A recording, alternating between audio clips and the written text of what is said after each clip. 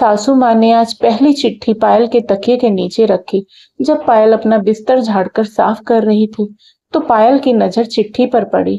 पायल ने चिट्ठी को खोलकर देखा तो उसमें लिखा था, तुम्हें कोई तकलीफ तो नहीं है ना पायल बेटा। सासू माँ के इतने अपनेपन से भरे सवाल पर पायल ने बस हल्की सी मुस्कान के साथ उस चिट्ठी को संभाल कर रख दिया। पायल की शादी को भी केवल 10 दिन ही हुए थे और उसे लगता था कि वह इस नए घर में जैसे केवल एक परछाई मात्र बनकर रह गई थी। देखती सबको, सुनती सबको, पर खुद को कहीं पीछे छोड़ चुकी थी। पायल की शादी भले ही एक छोटे गांव में हुई थी, पर वर वधू दोनों शहरों में पले बड़े, पढ़े लिखे थे। अरेंज्ड मैरिज थी, लेकिन उसके जीवन साथी हितेश ने खास पसंद करके ही उसे चुना था। फिर भी पायल के मन में एक डर था, कहीं वह इस घर की जरूरतों में स्वयं को न खो बैठे।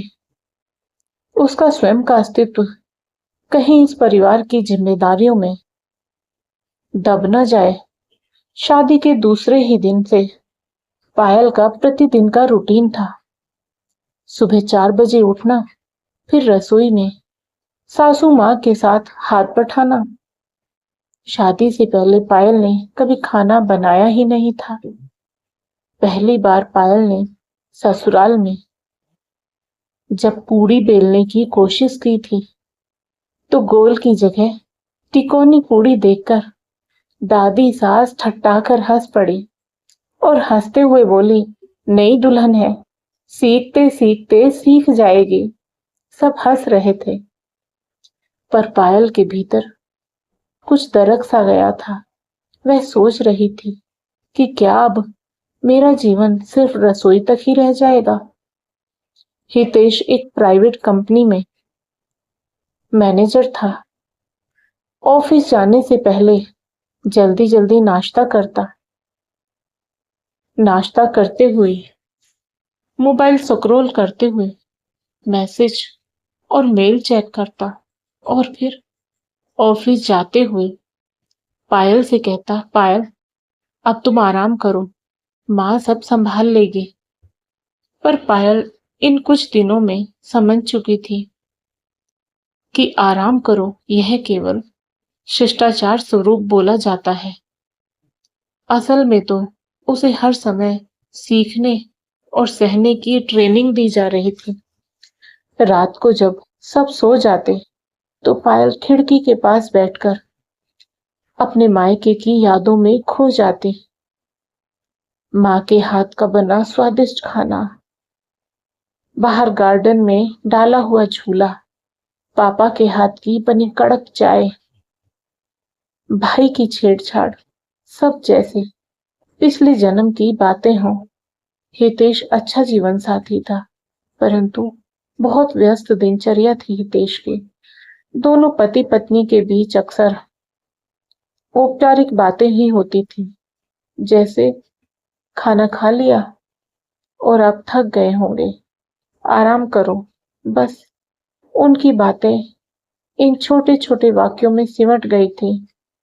एक दोपहर पायल की सासू माँ ने देखा कि पायल खिड़की के बाहर देख रही है और उसकी आंखें भीगी हुई है, तो उन्होंने पायल के पास जाकर उसे पूछा, क्या हुआ पायल बेटी। पायल ने पहली बार अपने सब्र का बांध तोड़कर सासू माँ से अपने दिल की सब बातें बोल दी। पायल बोली, माँ सब कुछ अच्छा है, लेकिन कभी कभी बहुत अकेला महसूस होता है। यहाँ सबकी नजर में हूँ, सब मुझे प्यार करते हैं, पर सच कहूँ माँ, मैं खुद को खोती जा रही हूँ। सासू माँ ने पायल का हाथ अपने हाथ में लेते हुए कहा, पायल बेटा, शादी के बाद हर लड़की को ऐसा लगता है कि ये घर उसका अपना है, पर फिर भी कुछ कमी सी है। वैसा अपना क्यों नहीं है जैसे मायका होता है। पर बेटा, एक नए घर को अपना बनाने में समय लगता है। बस मैं तुमसे यही कहूंगी, स्वयं को कभी मत भूलना, अपने सपनों को यूं ही मत छोड़ना। उस रात पायल ने अपनी पुरानी डायरी निकाली। उस डायरी में पायल ने अपने कॉलेज के दिनों के सपने लिखे हुए थे, जिसमें पायल का सबसे बड़ा सपना था, मैं एक गरीब लड़कियों के लिए एक स्कूल खोलूंगी। अगले दिन पायल ने हितेश से कहा, हितेश, क्या मैं पास के स्कूल में कुछ घंटे वॉलंटियर कर सकती हूँ? हितेश कुछ देर चुपचाप पायल की ओर देखता रहा, फिर मुस्कुराते हुए बोला, पायल, जिससे तुम्हें खुशी मिले तुम वही करो। पायल के लिए यह एक नई शुरुआत थी। उस छोटे से गांव के सरकारी स्कूल में बच्चियों को पढ़ाते हुए उसे लगा, मैं फिर से जिंदा हो रही हूँ। जब जब वह थक जाती या हिम्मत हारने लगती, तो उसकी सासू माँ उसे छोटी छोटी चिट्ठियां देती, जिनमें उसे प्रोत्साहित करने वाले संदेश होते। पायल बेटा, तुम इस क्षेत्र में नई हो, परंतु कमजोर नहीं हो, और सबसे पहले तुम्हें अपने मन को समझाना है। जो अपने मन को समझ ले, वो पूरी दुनिया से लड़ सकती है। धीरे धीरे पायल ने स्कूल और घर दोनों को अच्छे से संभाल लिया। पायल घर की रौनक बन गई। दादी सास अब गर्व से कहती है, हमारी बहू पायल तो जादूगरनी है, इसमें ऐसा हुनर है, ये तो सबका मन जीत लेती है। एक शाम सूरज ढलते हुए पायल ने हितेश से पूछा, हितेश, क्या तुम्हें लगता है मैं बदल गई हूँ?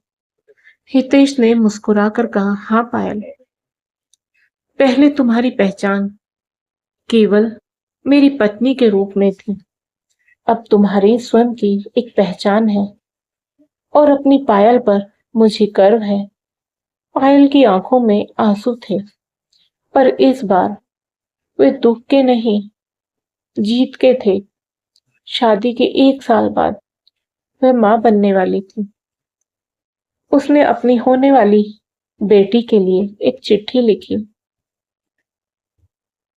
मेरी प्यारी बेटी, जब तू इस दुनिया में आएगी तो लोग तुझे बताएंगे कि तुझे क्या करना चाहिए, कैसी बननी चाहिए। पर याद रखना, तू किसी की परछाई नहीं, तू स्वयं एक रोशनी होगी। यदि अनजाने में कभी कहीं खो जाओ, तो स्वयं से मिलना, वहां तुझे अपनी सारी ताकत मिलेगी। दोस्तों, आपको यह कहानी पसंद आई हो तो वीडियो को लाइक करें, शेयर करें, साथ ही हमारे चैनल को सब्सक्राइब करें। बेल आइकन को प्रेस करके ऑल बटन पर क्लिक करना ना भूलें। राधे राधे प्यारे दोस्तों।